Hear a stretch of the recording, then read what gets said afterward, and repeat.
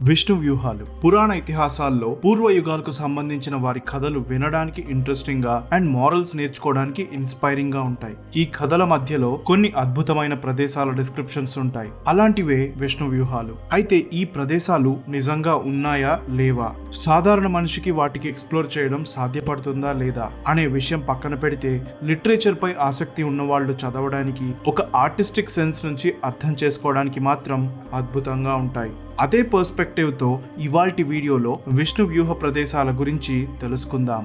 వీటిల్లో వైకుంఠం కూడా ఒకటి. సో ఇక్కడికి వెళ్ళొచ్చా, మీరు చూసారా అనే ప్రశ్నలు వదిలేసి థియరాటికల్ గా ఆర్టిస్టిక్ సెన్స్ తో ఎక్స్ప్లోర్ చేయడం మొదలు పెట్టేద్దాం. నేడు మీ లైఫ్ ఓరామా, ఇక చెప్పేది వినరవేమా.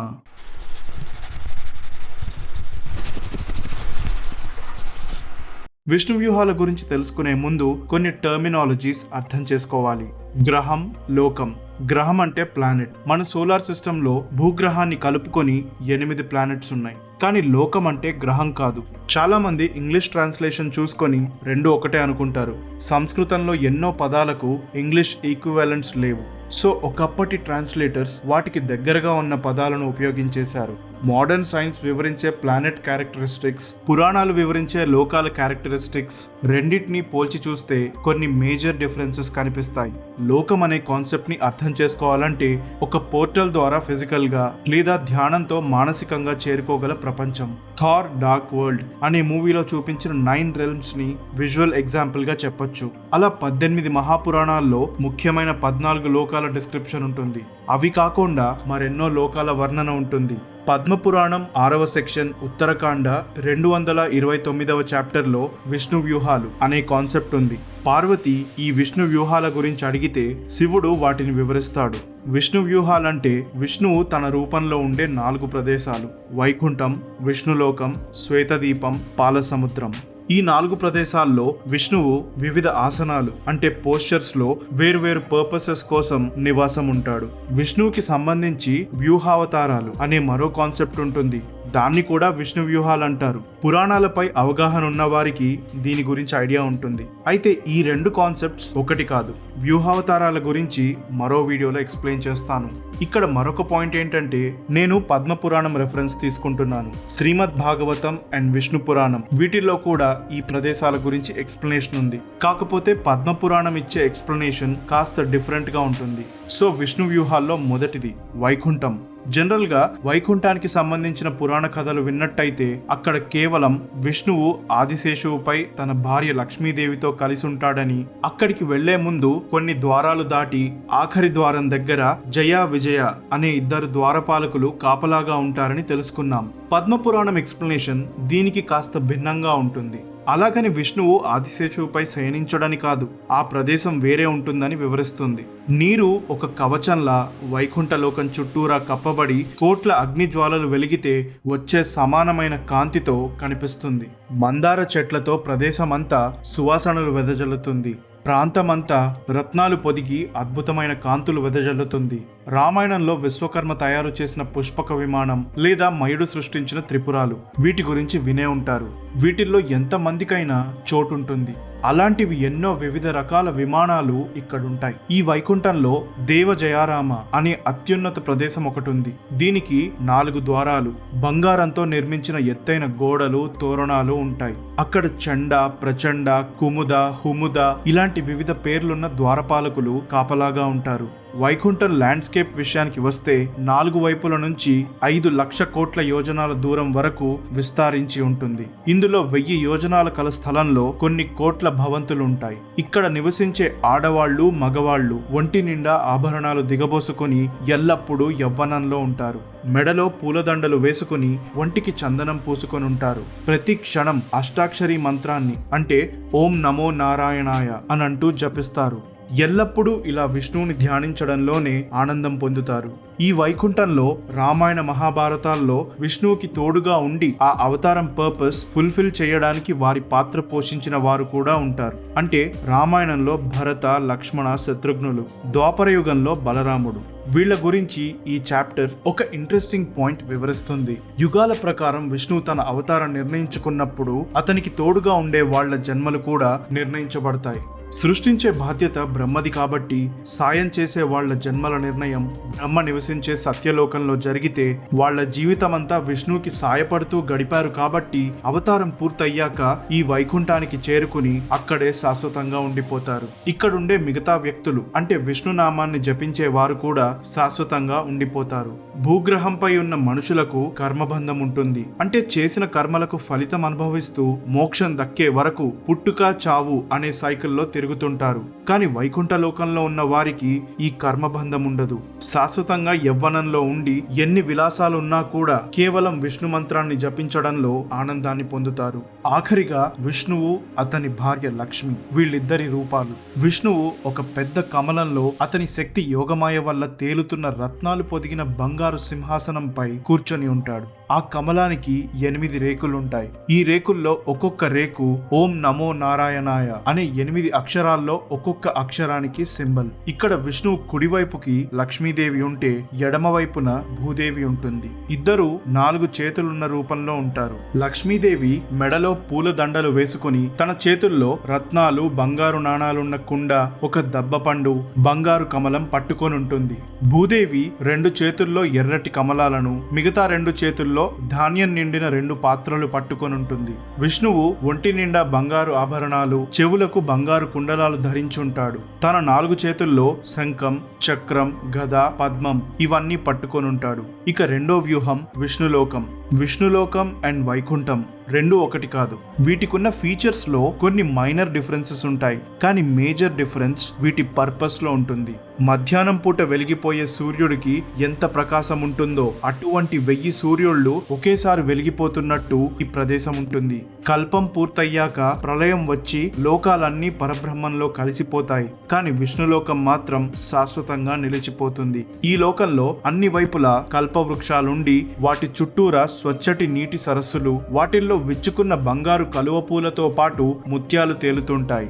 ఈ లోకంలో కూడా వైకుంఠంలానే అన్ని ప్రదేశాలు రత్న మణిమాణిక్యాలతో నిండుంటాయి. పక్షుల కూతలు, చెట్ల నుంచి వీచే గాలి, పువ్వుల నుంచి వచ్చే సువాసన ఈ లోకం ఆహ్లాదంగా ఉండటానికి కారణమవుతాయి. అక్కడుండే ఆడవాళ్లు, మగవాళ్లు అందరూ 16 ఏళ్ల వయసుకు మించి ఉండరు. వీళ్ళంతా ఎప్పటికీ యవ్వనంగా ఉండి ఒంటి నిండా దివ్యాభరణాలు ధరించుంటారు. ఆడవారు హారతులతో పూజిస్తే మగవారు విష్ణువు ధరించే ఆభరణాలు, వస్త్రాలు ధరించి అతన్ని పూజిస్తారు. ఈ విష్ణులోకంలో విష్ణువు కేవలం లక్ష్మీదేవితో మాత్రమే కలిసి ఉంటాడు. వాళ్ళుండే చోటు విషయానికి వస్తే ఒక ప్రదేశంలో చందనం, కర్పూరం, కుంకుమ, నీళ్లు పూసి వివిధ రకాల పూలతో అలంకరించుంటుంది. ఇదంతా ఒక కల్పవృక్షం కింద ఉంటుంది. పూల సువాసనను ఆస్వాదిస్తూ చెట్ల నీడలో విష్ణువు లక్ష్మీదేవితో కలిసి ఉంటాడు. ఇక విష్ణువు రూపం. కొన్ని కోట్ల చంద్రుల వెలుగుల శరీరమంతా దివ్యాభరణాలు ధరించి గిరజాల జుట్టుతో ఎర్రటి కలువ రేఖలను పోలిన కళ్ళు కలిగి మందార, కేతకి, మల్లె, కలువ పూలు తన తలపై ధరిస్తాడు. ఒంటికి చందనం పూసుకొని పొడుగాటి 4 చేతులు, వెడల్పైన ఛాతిపై శ్రీవత్సం, కౌస్తుభం అనే మణులు కలిగిన హారాలు, మెడలో పూసల దండలు, పసుపు రంగులో ఉన్న పట్టు పీతాంబరాన్ని ధరిస్తాడు. తన 2 చేతుల్లో శంకు చక్రాలు పట్టుకుంటే మరో 2 చేతులతో లక్ష్మీదేవిని పట్టుకొని ఉంటాడు. లక్ష్మీదేవి ఒంటి నిండా బంగారు ఆభరణాలు ధరించి మందార, పారిజాత పూలతో జుట్టును అలంకరించుకొని చెవులకు తుమ్మెదలను పోలిన ఆభరణాలు ధరించుంటుంది. మెడలో హారాలు, కాళ్లకు పట్టీలు వేసుకుని విష్ణువు ఎదపై ఆనుకుని ఉంటుంది.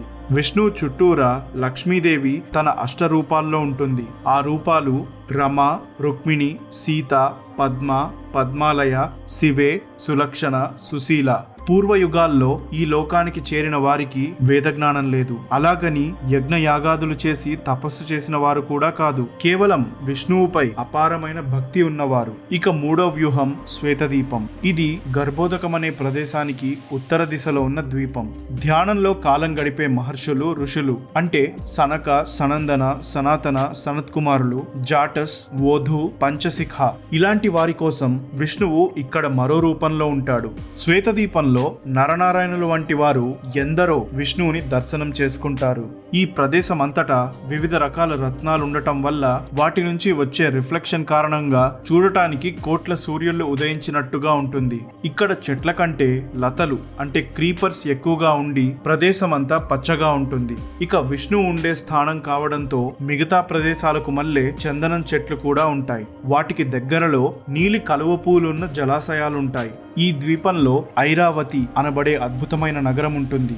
అక్కడ పెద్ద పెద్ద భవనాల్లో విష్ణువుని పూజించే భక్తులు నివాసం ఉంటారు.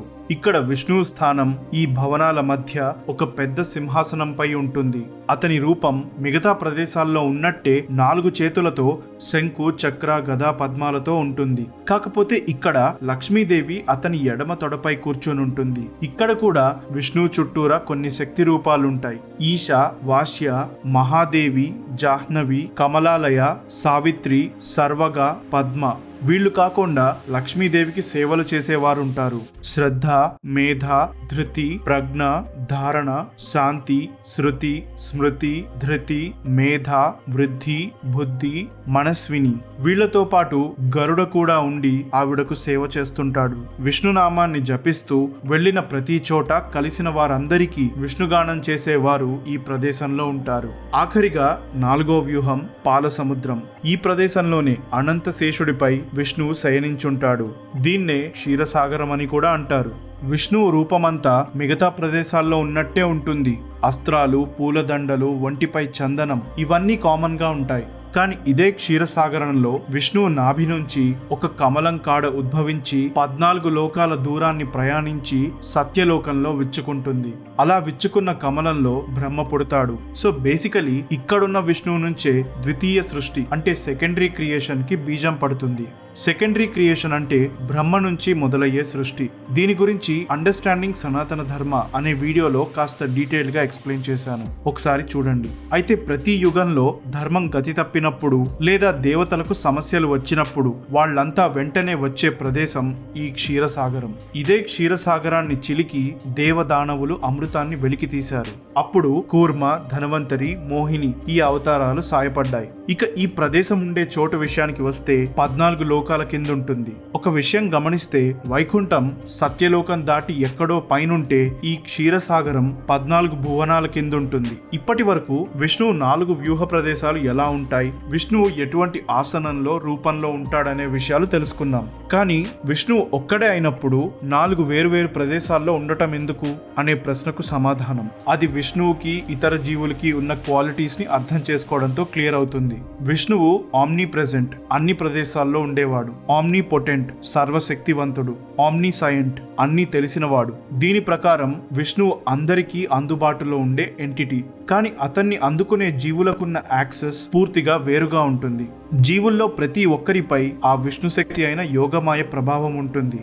దీనివల్ల ఒక్కొక్కరిలో సత్వ, రజో, తమో అనే త్రిగుణాలు వేరువేరు కాంబినేషన్స్ లో ఉంటాయి. అలాగే ఒక్కొక్కరిలో ఒక్కొక్క లెవెల్ ఆఫ్ కాన్షియస్నెస్ ఉంటుంది.